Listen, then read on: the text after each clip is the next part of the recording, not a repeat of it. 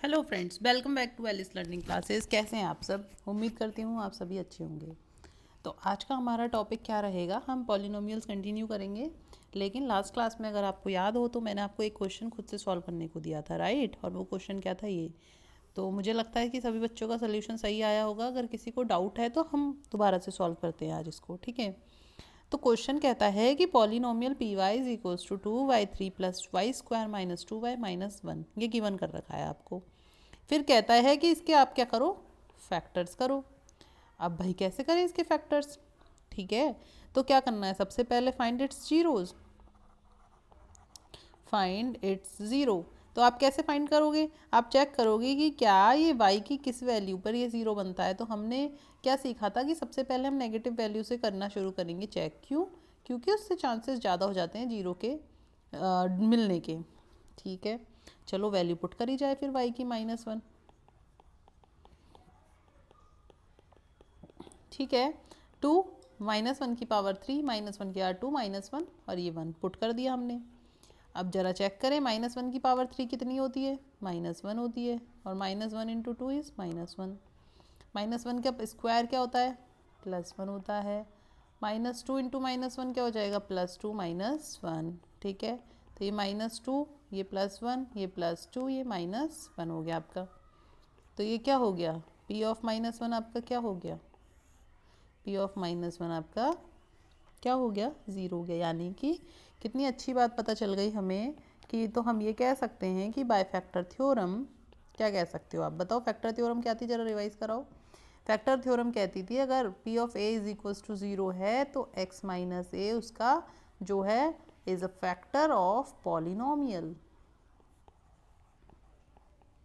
ठीक है, तो हम यहाँ क्या कह सकते हैं कि since p of -1 is zero, दस y plus 1 is a factor of py। तो इसका मतलब बच्चों आपको एक फैक्टर तो मिल गया। अब रिमाइंडर थ्योरम क्या कहती है बताओ? रिमाइंडर थ्योरम कहती है डिवीजर या dividend. Dividend is equals to divisor into quotient plus reminder. ठीक, यहाँ तक बात क्लियर है? ये कहती है आपकी रिमाइंडर थ्योरम।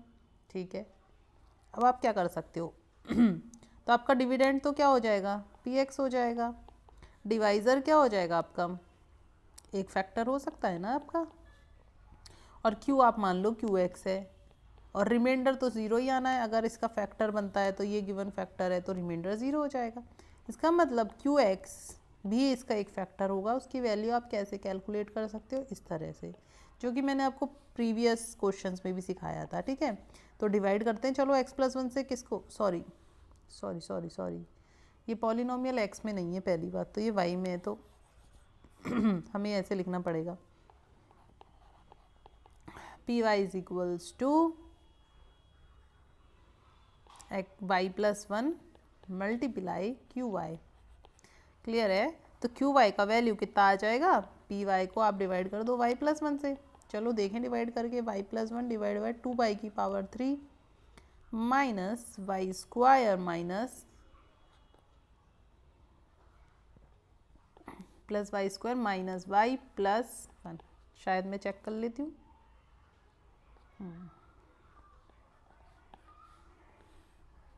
क्लियर है? -1 है ये भी, ये गलत है। चलो डिवीजन परफॉर्म करना शुरू करते हैं। कैसे सिखाया था बताओ बच्चों, याद है कुछ? इसकी पहली टर्म और इसकी पहली टर्म, इसकी पहली टर्म और इसकी पहली टर्म डिवाइड करा, क्या बनेगा? 2y square. ठीक है, ये 2y स्क्वायर अब क्या होगा? सेकंड स्टेप में क्या होगा? Quotient multiply divisor. तो 2y square into Y 2y3 और 2y square into 1 2y square minus ये से cancel, Y square minus 2y square will give us minus का वाई स्क्वायर। क्यों? क्योंकि जिसका नंबर बड़ा होता है, यानी कि 1 और 2 में कौन बड़ा है? 2 बड़ा है, तो वही साइन आ जाएगा। फिर आपने माइनस का 2y एज इट इज़ नीचे उतार दिया। ठीक है, अब क्या होगा? फिर से इसका पहला टर्म और इसका पहला टर्म हम डिवाइड करेंगे। तो डिवाइड करा आपने, आपको ऐसे नहीं सोचना कि इसमें माइनस साइन को नहीं लूँ, माइनस वगैरह सारा साइन आपको लेना पड़ेगा। तो क्या बचा? माइनस का वाई। तो आपका माइनस का Y as it is quotient में आ गया। अब कोशेंट ये पूरा नहीं माना जाएगा, मल्टीप्लाई करने के लिए सिर्फ आपको ये माइनस वाई ही यूज़ करना है। क्या यूज़ करना है? माइनस का वाई। तो माइनस का वाई इंटू वाई करेंगे तो क्या आ जाएगा? माइनस का वाई स्क्वायर, और माइनस का वाई इंटू प्लस वन करेंगे तो क्या आ जाएगा? माइनस का वाई। कैसे आ जाएगा? क्योंकि plus into minus minus. Now second step is to change the sign. Minus 2y plus y कितना बचा? माइनस वाई, और माइनस वन को आपने ड्रॉप कर दिया। क्लियर है? माइनस वन को आपने ड्रॉप कर दिया। अब क्या करें? फिर से इसका पहला टर्म इसका पहला टर्म डिवाइड करेंगे, कितना आ जाएगा आपका? Minus one. मल्टीप्लाई करेंगे, same, change the sign, reminder 0 आ गया, जो कि हमारा मोटिव था। तो हमको यहाँ से क्यू वाई ऑब्टेन होता है और क्यू वाई का वैल्यू आ जाता है ये। अब क्या करें? अब इसका फैक्टर तो बहुत ईजी हो गया ना। अब ये तो हम स्प्लिट मेथड से फैक्टर कर सकते हैं। कैसे करोगे? कि प्रोडक्ट करने पे तो ये आ जाए और सम करने पर क्या आ जाए? ये आ जाए। तो सोचो 2 कैसे कैसे फैक्टर हो सकते हैं? 2 इंटू 1 हो सकता है। चलो रखते। तो माइनस 2y प्लस वाई, माइन देखो मल्टीप्लाई करे तो माइनस का 2y स्क्वायर आ रहा है, और ऐड करे तो माइनस का y आ रहा है। स्पीड तो फास्ट नहीं है, ठीक है। अब 1 कॉमन लिया, ये y माइनस 1 हो जाता है। तो इसमें से y माइनस 1 कॉमन ले लिया जाएगा, ले लिया गया, और 2y। तो इसका मतलब हमारे पास क्या क्या फैक्टर आ चुके हैं? एक तो y प्लस 1 तो हमारे पास ऑलरेडी था, तो फाइनली पी वाई के फैक्टर्स क्या क्या हो गए आपके? y प्लस 1, y माइनस 1 और 2y प्लस 1। किसी भी बच्चे को कोई डाउट है इसमें? आपका भी सभी का यही आंसर आया होगा, ठीक है। तो यहाँ हमारी एक्सरसाइज 2.3 जो है कंप्लीट हो जाती है। अब मैं आपको सिखाऊंगी कुछ इंपॉर्टेंट कॉन्सेप्ट, सॉरी जो है एल्जेब्रिक आइडेंटिटीज़। क्या है? एल्जेब्रिक आइडेंटिटीज़, ठीक है। तो इसमें हमें देखना होगा कि ये होती क्या है। वैसे आपने प्रीवियस क्लास में भी पढ़ी है, तो देखते हैं इसमें होता क्या है। अब जैसे सपोज़ आपको क्वेश्चन दे दे कि 5 का स्क्वायर बताओ, तो आपको याद है 25, कुछ करा आपने? मेहनत नहीं करी। अब अगर इसके लिए कोई फॉर्मूला हो, जैसे 39 का स्क्वायर निकालना है मान लो, तो आप क्या करोगे? 39 मल्टीप्लाई 39, फिर निकाल पाओगे। और अगर इसके लिए मैं आपको बता दूं कि कोई फॉर्मूला है, तो उससे आपको इजीली कैलकुलेट कर सकते हो। जैसे 30 का आपको पता है, 9 का आपको पता है, और फिर आपको मैं बोल दूं इस फॉर्मूले को लगाओ और फट से निकालो, तो आपको इतना बड़ा मल्टीप्लाई से आप बच जाओगे। जैसे ये तो 2 डिजिट्स का ही है, तो अगर जैसे 3 डिजिट्स दे दिया जाए, सपोज 4/1 का स्क्वायर निकालो, आप सोचोगे मैम बहुत टाइम लगेगा, 3 डिजिट्स का मल्टीप्लाई करना पड़ेगा मुझको, ठीक है। तो आप सोचो कुछ ऐसा हो जाए कि हमें इतना टाइम ना लगे और हमारा टाइम भी बच जाए और हमारे क्वेश्चंस भी जल्दी से जाए।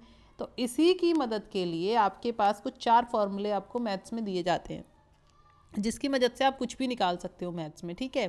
तो इन्हीं आइडेंटिटीज़ को क्या बोला जाता है? Algebraic identities. तो मैं आपको कुछ फॉर्मूले सिखाती हूँ अब। जैसे सपोज 2 आपके पास क्या है? वेरिएबल है, एक्स है और वाई है। क्या कौन से वेरिएबल है? एक्स एक वेरिएबल और एक वेरिएबल है वाई। अब हमने करना है इनका स्क्वायर ठीक है, आपने करना है इसका स्क्वायर। अब आप या तो इसको ऐसे लिखो, भाई अगर पावर हटाई जाए तो आप इसको ऐसे भी रिप्रेजेंट कर सकते हैं, कोई दिक्कत नहीं, ऐसे तो कर सकते हैं रिप्रेजेंट। अब क्या करें? एक्स देखो मल्टीप्लाई करना सीखो पहले, तो ब्रैकेट्स को ओपन करते हैं, तो एक एक जो टर्म है उसको एक एक टर्म से इंडिविजुअल मल्टीप्लाई किया जाता है। इस एक्स को मैं इस एक्स से मल्टीप्लाई कर दूँ, कर दो, एक्स इंटू एक्स बनेगा। फिर इस एक्स को इस वाई से मल्टीप्लाई करो, एक्स इंटू वाई बनेगा। फिर इस वाई को इस एक्स से करो, वाई इंटू एक्स बनेगा। और फिर इस वाई को इस वाई से करो तो क्या बन जाएगा? वाई का स्क्वायर। इस वाई को इस वाई से करा तो क्या बनेगा? Y square. तो x into x converts into x square, x y, y x और एक्स वाई सेम बात है, तो आप इसको क्या लिख सकते हो? 2xy और वाई स्क्वायर। अब आगे क्या ये और कंप्रेस हो सकता है? दिख रहा है आपको?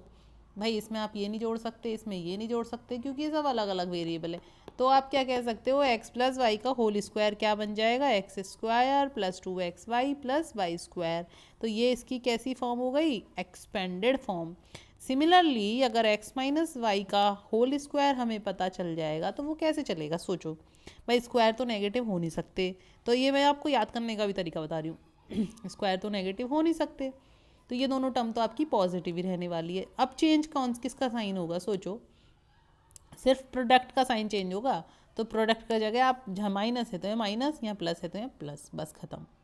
अब देखो इंडिविजुअल पे स्क्वायर आ जाए सपोज, कैसे, इस तरह से।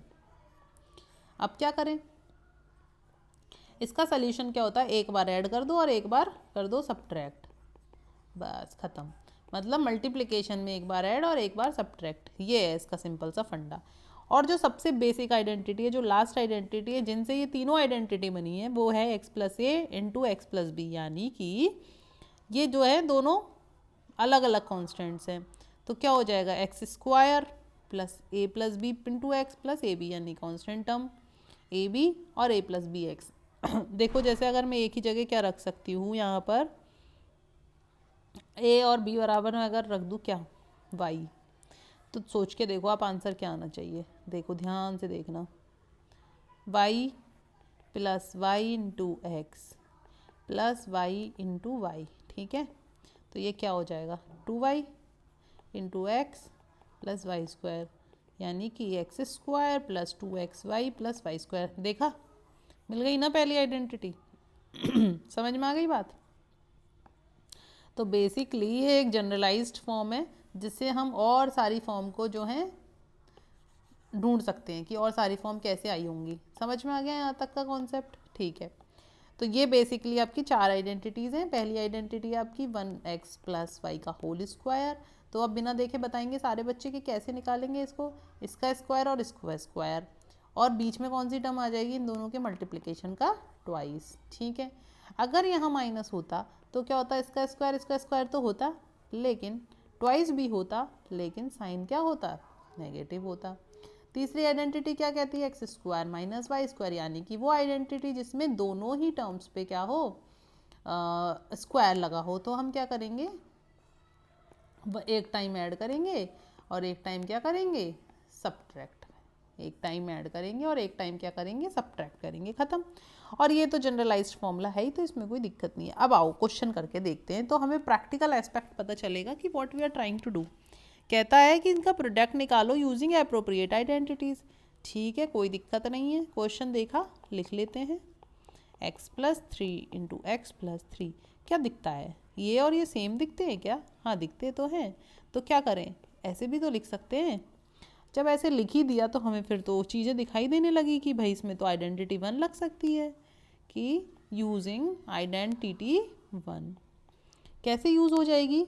x की जगह तो क्या है, x ही है, और y की जगह क्या है यहाँ पर 3, और आपको फॉर्मूला पता ही है x प्लस वाई का। तो आप जब आइडेंटिटी लिखोगे तो आपको फॉर्मूला दिखाना पड़ेगा। क्या दिखाया था, इसका स्क्वायर है, लिख लिया, इसका स्क्वायर है, लिख लिया, और क्या बताया था, बीच वाली टर्म में इन दोनों का मल्टीप्लिकेशन का ट्वाइस। और साइन प्लस का क्यों आएगा, क्योंकि ये प्लस का है, ठीक है। x की जगह x रख दिया, x की जगह x, y की जगह 3 रख दिया,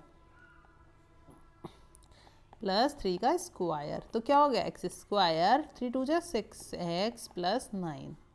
तो x प्लस 3 का होल स्क्वायर क्या बन गया, ये बन गया। अगर आपको ये प्रॉपर्टी नहीं पता होती तो आप क्या करते, सोचो, आप ऐसे करते इसको x plus 3 into x plus 3, फिर इसको इससे मल्टीप्लाई करते, इसको इससे करते, इसको इससे करते, इसको इससे करते, फिर ऐड करते, तो आपको कितना सारा टाइम लग जाता। तो समझ में आया कि आइडेंटिटी की हमारी लाइफ में क्या इंपॉर्टेंस है। जैसे इसका सेकंड क्वेश्चन देखते हैं, x minus 3 into x plus 5, क्या लगता है कौन सी आइडेंटिटी से सॉल्व हो सकता है, क्या पहली से हो सकता है, नहीं हो सकता, क्योंकि x और y जो है अलग अलग हैं, ठीक है। दूसरी भी नहीं लगेगी, तीसरी भी नहीं लगेगी, क्योंकि तीसरी तो सिंपल थी कि इस पे भी स्क्वायर होना चाहिए था और इस पे भी स्क्वायर होना चाहिए था, जो कि नहीं है। तो अब क्या लगाएं, चौथी लगा देते हैं। फोर्थ आइडेंटिटी में क्या था, x तो हेक्स ही है, a की वैल्यू कितना गिवन है -3, और b का वैल्यू कितना गिवन है 5। फॉर्मूला क्या कहता था, x plus a into x plus b is equals to x square plus a plus b into x plus a b, right. तो x की जगह एक्स स्क्वायर हो गया, a की जगह -3 है, b की जगह 5 है, into x plus a b कितना हो जाएगा माइनस का 15। जब भी प्लस माइनस की गड़बड़ होती है तो हम क्या करते हैं, ब्रैकेट लगा देते हैं सेफर साइड के लिए। अच्छा, -3 + 5 कितना हो जाएगा 2x, और प्लस इंटू माइनस माइनस, तो उस क्वेश्चन का आंसर क्या हो जाएगा, x square plus 2x minus 15, ये आपका आंसर हो जाएगा, ठीक है। अब देखो अब तक तो हम क्या कर रहे थे, अब तक तो हमने एक्सपेंड किया। अब ये कुछ तुम्हें लगता है कि ये एक्सपेंडेड है या कंप्रेस्ड है? ये एक्सपेंडेड फॉर्म है। देखो ध्यान से देखो, किसी फॉर्मूले से कंपेयर हो रहा है क्या? ये एक्स स्क्वायर हो रहा है एक, ये वाई स्क्वायर बन रहा है और बीच वाला 2xy आ रहा है और सन भी ये है। तो आप इससे एक बार देखो तो कंपेयर कर सकते हो इसको।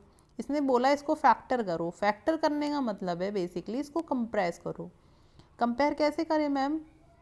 कि एक्स स्क्वायर बराबर 49 ए स्क्वायर रख के देखें तो क्या हमें यहाँ से x की वैल्यू ऑप्टेन हो सकती है? बिल्कुल हो सकती है। 49 किसका स्क्वायर है? 7 का। और a स्क्वायर किसका स्क्वायर है? a का। अगर हम इसको ऐसे रखें तो यानी कि x square is equals to कितना हो रहा है? 7a का होल स्क्वायर। कंपेयर कैसे करते हैं? जो बेस है, बेस क्या आ जाएगा यहाँ से अब? 7a। समझ में आया कि भाई स्क्वायर स्क्वायर तो कैंसिल, तो 7a आ गया बेस। इसी तरह से देखो y square is equals to कितना गिवन हो रहा है? 25 का बी स्क्वायर। तो क्या आप इसको ऐसे लिख सकते हैं? 25 किसका स्क्वायर होता है? 5 का। और बी किसका होता है? बी स्क्वायर बी का। तो y की वैल्यू क्या आ गई यहाँ से? 5b। कोई दिक्कत नहीं है इसमें। तो अब देखते हैं ये किसका एक्सपेंडेड फॉर्म है? x प्लस वाई के होल स्क्वायर का। अब बात ही क्या रह गई, जब x पता चल गया और y भी पता चल गया तो आंसर मिल गया। तो इसका फैक्टर क्या हो जाएगा? इसका फैक्टर हो जाएगा ये। ठीक है, तो ये तो हो गया आपका एक रफ तरीका। अब मैं आपको इसको फेयर में समझाती हूँ कि आप इसको जैसे एग्ज़ाम में कैसे लिख के आएंगे। तो आपने इसको कंपेयर करा तो आप कैसे लिखेंगे? By comparing with identity 1। क्या करेंगे? कंपेयर किया आपने किससे? आइडेंटिटी 1 से। जब आपने आइडेंटिटी 1 से कंपेयर किया तो आपने पाया कि एक्स स्क्वायर की जो वैल्यू है वो किसके इक्वल आ रही है? यानी कि 7a का होल स्क्वायर के। और y क्या आ रहा है आपका? 5b का होल स्क्वायर। तो आप क्या लिख दोगे? 7a प्लस 5b का होल स्क्वायर। इधर आपको ये भी लिखना पड़ेगा लेकिन कि हम किसके लिए जो है इतना वो कर रहे थे। ये लिखा आपने, ये लिखा, फिर ये लिखो आप, फिर यहाँ पे ऐसे लिख दोगे आप 7a plus 5b into 7a plus 5b। Answer ख़त्म। अब जैसे इसका एक और पार्ट देखते हैं। क्वेश्चन नंबर 2 देखो।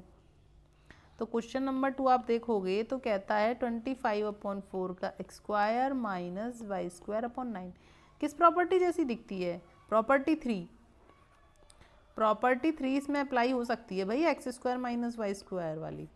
कंपेयर करते हैं चलो बाय कंपेयरिंग। तो क्या हो रहा है देखो, x square is equals to आप 25/4 एक्स स्क्वायर से कंपेयर करो। तो आपने सोचा मैं ऐसे करती हूँ कि ब्रैकेट्स को ऐसे भी तो लिख सकते हैं, ये इसका स्क्वायर इसका स्क्वायर, तो एक्स की वैल्यू क्या आ गई यहाँ से? 5/2x। एक तो ये आ गई। और y की वैल्यू क्या आ गई आपके पास? वाई स्क्वायर अपॉन 9 है तो y/3 आ गई। तो सिंपल हो गया। अब क्या करेंगे? एक मिनट,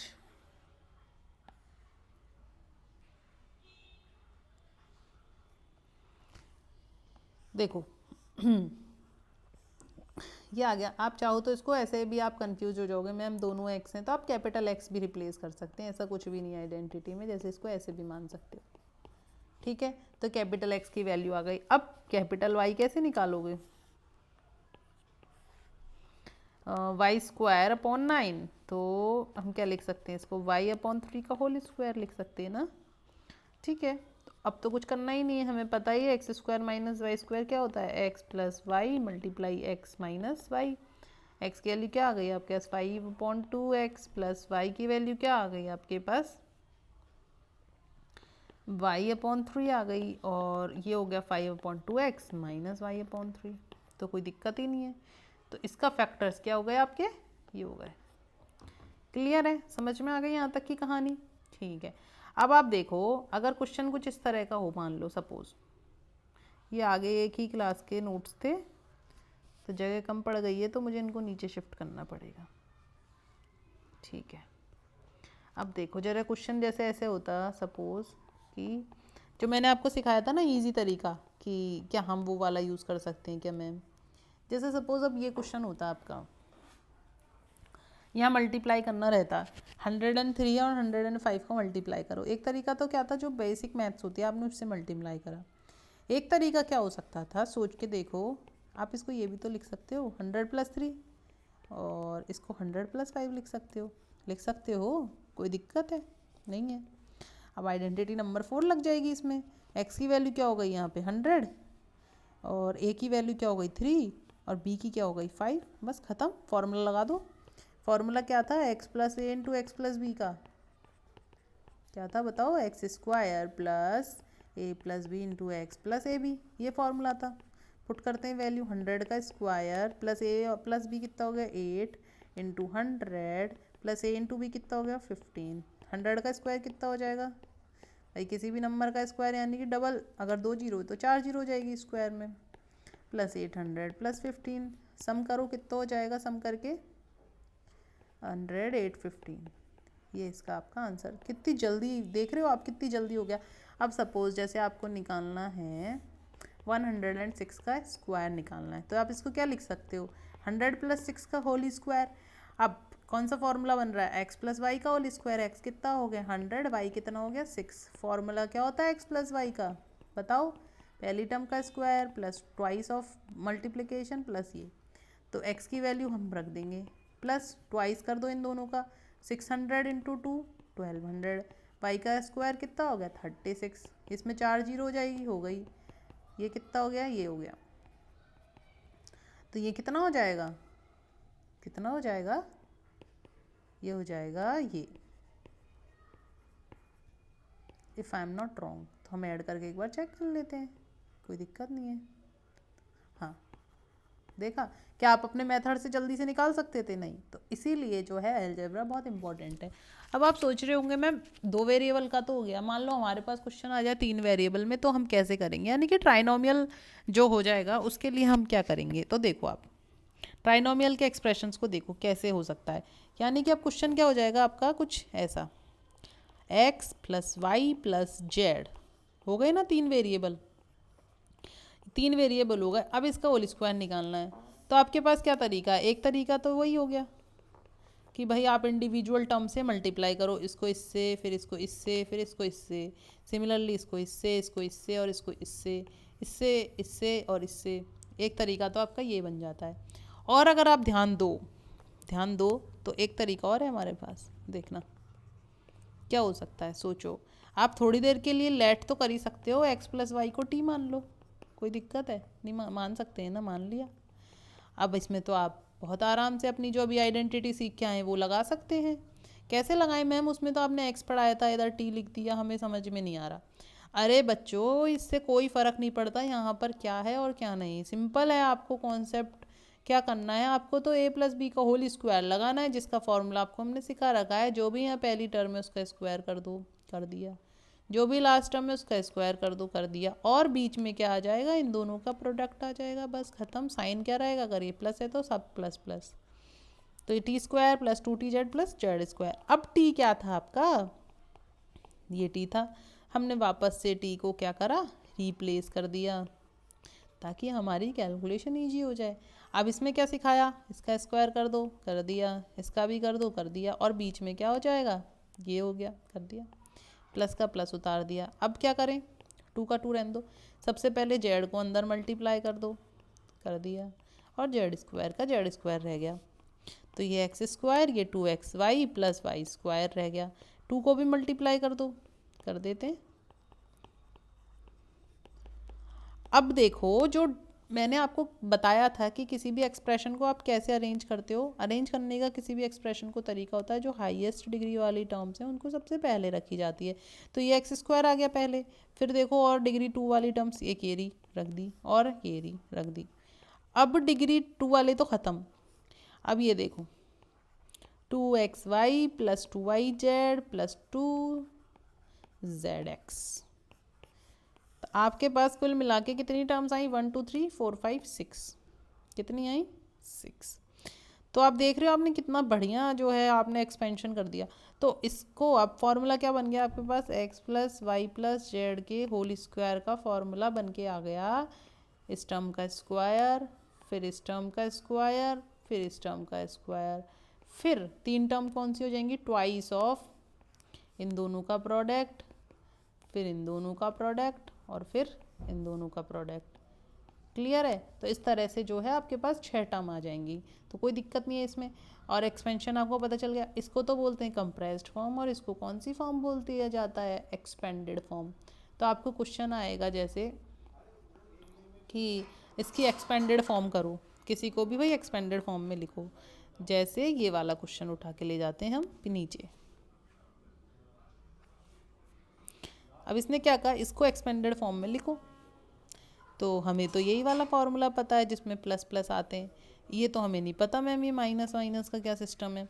कोई बात नहीं, नहीं पता तो x की वैल्यू क्या हो गई, यहाँ से 4a हो गई, y की वैल्यू क्या हो गई, -2b हो गई, और c की वैल्यू, z की वैल्यू क्या हो गई, -3c हो गई। ये तो कर सकते हो ना आप भाई, माइनस एक साथ रख लो, कोई बात नहीं। चलो लगाएं formula. Okay, x square plus Y square plus z square plus 2xy plus y z plus z x, ये लगा दिया फॉर्मूला। मैम वैल्यूज़ रिप्लेस कर देते हैं, बिल्कुल करिए। 4a का होल स्क्वायर, y की जगह रखेंगे -2b, और z की जगह रखेंगे -3c, रख दिया। x की वैल्यू 4a मल्टीप्लाई y की वैल्यू -2b, है ना। हमेशा एक चीज़ ध्यान रखना, जो भी माइनस के टर्म्स हैं उनको आप हमेशा ब्रैकेट में रखो, तो आपके आंसर्स गलत नहीं होंगे। z की वैल्यू कितनी है आपके पास, -3c, और x की वैल्यू 4a, ठीक है। अब आप देखो 4a का होल स्क्वायर कितना हो जाएगा, 16a स्क्वायर, -2b यानी -2 का होल स्क्वायर क्या होगा, 4, और b स्क्वायर का b स्क्वायर हो गया, -3 का 9, c स्क्वायर का c स्क्वायर हो गया, ठीक है, प्लस ट्वाइस, फिर ब्रैकेट लग रहा है, 4 इंटू -2 -8, और a into b is a into b, plus -2 into -3 6 plus का, और b और c हो गया। अब देखो -3 इंटू 4 माइनस का 12 AC, अभी मैंने ब्रैकेट नहीं हटाया, 16a square plus 4b square plus 9c square plus 2।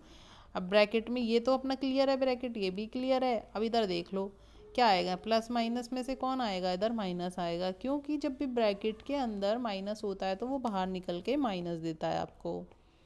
Clear है? क्योंकि वो दुश्मन है। वो कौन है, दुश्मन।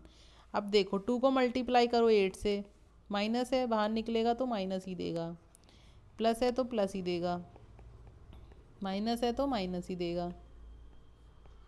तो ये इस तरह से जो है आपका आंसर आ जाता है। लास्ट में आपको कैसे लिख के आना है, 4a minus 2b minus 3c का होल स्क्वायर बराबर 16a square plus 4b square plus 9c square minus 16ab plus 12bc minus 24ac will be the final answer of my question. तो इसमें आपको पूरे 4 नंबर मिल जाएंगे। अब आप देखो कितना बड़ा क्वेश्चन तो नहीं था। अगर ये आइडेंटिटी याद है तो क्वेश्चन ईजी है, नहीं है तो टफ है। और कुछ बच्चे और भी स्मार्ट होते हैं कि हम तो मैम तुरंत ही फॉर्मूला डिराइव कर लेंगे और आंसर ले आएंगे। तो आपकी जो मर्जी आप वैसे कर सकते हैं। मैंने आपको फॉर्मूला भी डिराइव करना सिखा दिया, मैंने आपको उसका एक्सपेंशन भी सिखा दिया, मैंने आपको याद करने का तरीका भी सिखा दिया। तो अब आपको जो चूज़ करना है यू कैन चूज़। ठीक है, तो हमने जो वेरिएबल 2 थे उनका स्क्वायर सीखा भी, वेरिएबल 3 का स्क्वायर भी सीखा। अब क्या करें, इसके फैक्टर करना और सीख लेते हैं। चलो एक क्वेश्चन और करते हैं, ये वाला इसको भी ले चलते हैं नीचे, ये आ गया नीचे। अब वही इसका एक्सपेंडेड फॉर्म करना है, तो x की वैल्यू क्या हो गई यहाँ 3a हो गया, तो बहुत इजी हो गया। और y की वैल्यू आ गई आपकी 4b और z की आ गई आपकी 5c।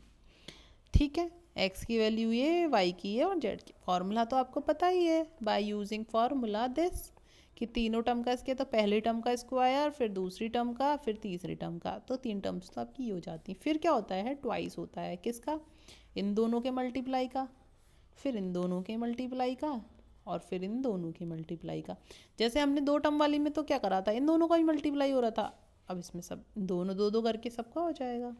तो वैल्यूज़ रिप्लेस कर देते हैं। x की वैल्यू रख दी आपने, y की भी रख दी, और z की भी रख दी। ठीक है, रख देते हैं, इसमें अंदर भी रख देते हैं। 3a into 4b plus 4b into 5c plus 5c into 3a। ठीक है, अब आपका देखो 3a का होल स्क्वायर कितना हो जाएगा बताओ। 3 का स्क्वायर क्या होता है 9। ठीक है बच्चों, 3 का स्क्वायर 9 हो गया और a का a स्क्वायर हो गया। सिमिलरली 4 का स्क्वायर क्या होता है 16 और b का क्या हो जाएगा b स्क्वायर। 5 का क्या होता है 25, c का c स्क्वायर हो गया। ट्वाइस को अभी इग्नोर करो, अंदर का सॉल्व करेंगे। पहले हम नंबर्स को मल्टीप्लाई कर लिया, फिर हमने वेरिएबल्स को कर लिया, फिर हमने 4 5 ज़ा 20, फिर वेरिएबल्स को करा, 5 3 ज़ा 15, फिर वेरिएबल्स को करा। ठीक है, तो 9a square plus 16b square plus 25c square, 3 terms तो ये हो गई। फिर 12 2 ज़ा 24ab, फिर 40bc प्लस 30ac। क्लियर, कोई डाउट कोई दिक्कत। लास्ट में कैसे लिख के आना है इसको 3a plus 4b plus 5c का होल स्क्वायर बराबर दिस। क्लियर है, कोई दिक्कत नहीं है ना इसमें। देखो समझ में आ गया बात यहाँ तक। ठीक है, अब एक क्वेश्चन और रह जाता है कि अब आपको अगर एक्सपेंडेड फॉर्म गिवन कर दे तो आप वापस उसको कंप्रेस कैसे करोगे या उसके फैक्टर्स कैसे करोगे। तो देखते हैं कैसे करते हैं। ये वाला क्वेश्चन है, कैसा दिख रहा है एक्सपेंडेड फॉर्म में दिख रहा है। ठीक है, दिख तो मैम एक्सपेंडेड में ही रहा है, अब क्या करें। तो फिर क्या करें, चलो इसको इस फॉर्मूले से कंपेयर करके देखते हैं। A square plus B square plus C square plus 2ab plus 2bc plus 2ca। ठीक है, अब इसको हम कंपेयर करते हैं। तो ए स्क्वायर की जगह क्या गिवन कर रखा है इन्होंने 4x स्क्वायर। ठीक है, और बी स्क्वायर की जगह क्या गिवन है वाई स्क्वायर, और सी स्क्वायर की जगह क्या गिवन है जेड स्क्वायर। तो हम ए की वैल्यू निकाल सकते हैं। तो ए की वैल्यू क्या आ जाएगी यहाँ से 2x, बी की y और सी की z।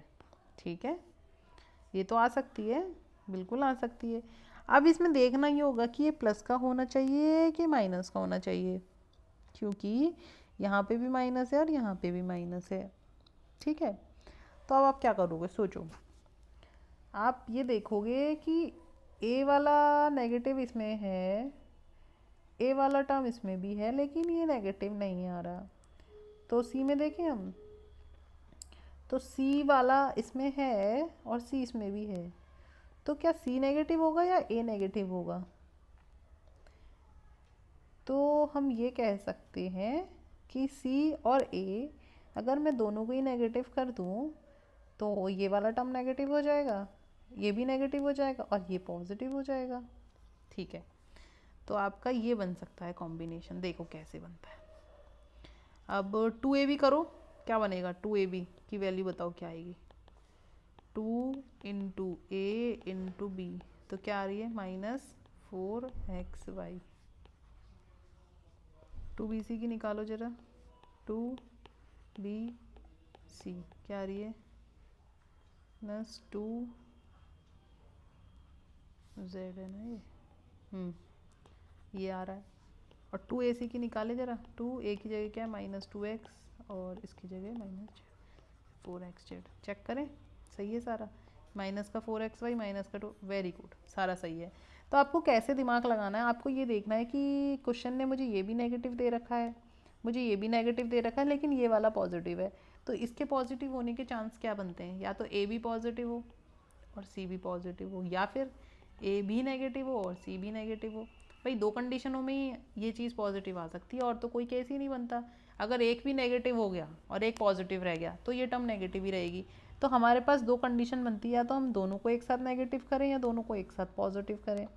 अब अगर ये वाला केस लेके चले, दोनों को हमने पॉजिटिव कर दिया, तो आपने इसको पॉजिटिव करा। अगर आपने इसको पॉजिटिव कर दिया और तो हमें बी को नेगेटिव करना पड़ेगा। करके देखें, ए को पॉजिटिव मान लिया सपोज और बी को नेगेटिव करा, फिर बी को नेगेटिव करा और सी को तो पॉजिटिव ही रखा हमने। हाँ, तो ये इसका एक फैक्टर ये भी हो सकता है, इसमें भी सही बैठ रहा है। देखो कैसे देखते हैं। तो 2 into 2x into -y, 2 into -y into z, और 2 इंटू दोनों को पॉजिटिव रखा, सॉरी, -4xy -2yz 4xz। देखना सही है। हाँ, ये दोनों टर्म नेगेटिव हो गई और ये वाली पॉजिटिव हो गई, यानी कि इसका आंसर क्या क्या बना देखो। फैक्टर करा हमने, हाँ, -2x + y - z का होल स्क्वायर। एक तो ये बन सकता है इसका आंसर, और एक क्या बन जाएगा इसका आंसर, ये भी बन सकता है। या तो इन दोनों को नेगेटिव रख लो या इन दोनों को पॉजिटिव रख लो, तो ये भी आंसर है इसका, ये भी, तो दोनों ही सही है। आप जो भी टिक करके आएंगे दोनों ही सही है। तो इस तरह से हमने आपको एक्सपेंडेड फॉर्म भी सिखाया, फैक्टर करना भी सिखाया। तो आपने जब वेरिएबल 2 थे तो भी क्वेश्चन सॉल्व करना सीख लिया, जब वेरिएबल 3 थे तो भी सीख लिया। अब जो नेक्स्ट ट्विस्ट आने वाला है इस पिक्चर में वो आएगा डिग्री का। अभी तक तो आपकी डिग्री 2 थी, अब डिग्री 3 में सीखेंगे। डिग्री 3 में वेरिएबल 2 और वेरिएबल 3 का केस हम सीखने वाले हैं। तो नेक्स्ट क्लास में यही रहेगा। तो आप जब नेक्स्ट क्लास पढ़ने आएंगे तो इस वाली क्लास का अच्छा रिवीजन करके आएंगे, तभी आपको चीज़ें जो है समझ में आएगी। ओके, कोई डाउट होगा तो आप कमेंट सेक्शन में बताइएगा, अदरवाइज़ तो मैंने तो आपको काफ़ी अच्छे से समझाया है मेरे एंड से। और कोई दिक्कत आएगी तो नेक्स्ट क्लास में डिस्कस करेंगे। Thank you, bye bye.